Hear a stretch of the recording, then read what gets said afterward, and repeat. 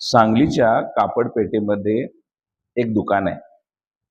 मला घ्यायचा होता कमरेचा पट्टा आणि त्यानिमित्तानं मला तिथं जाणं झालं.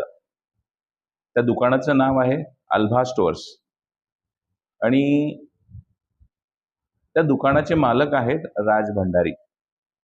पण त्या दुकानाचं नाव अल्भा कसं पडलं?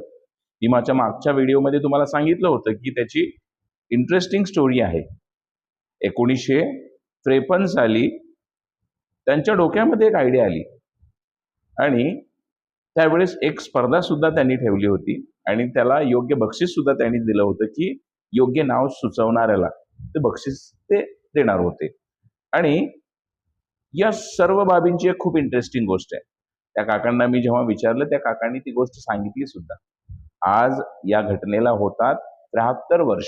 म्हणजे 1953 साली त्यांनी ही स्पर्धा ठेवली होती की दुकानाला चांगलं नाव सुचवावं आणि आज 2026 साली त्याला होतात 73 वर्ष, 73 इयर्स.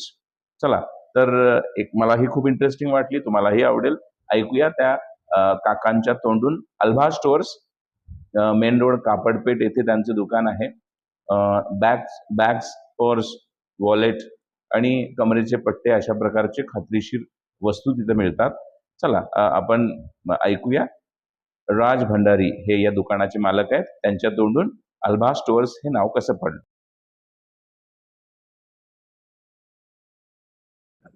माझ्या वडिलांचं नाव हिरालाल भंडारी, HIRALALBHANDARI.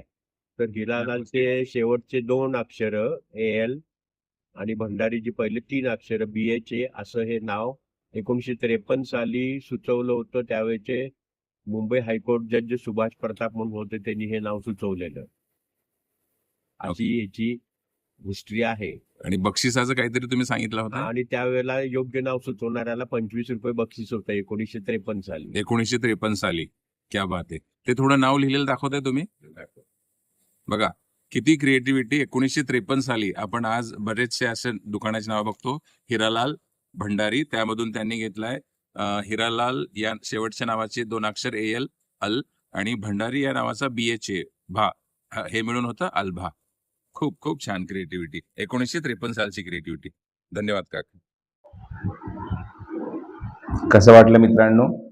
आहे ना इंटरेस्टिंग विषय?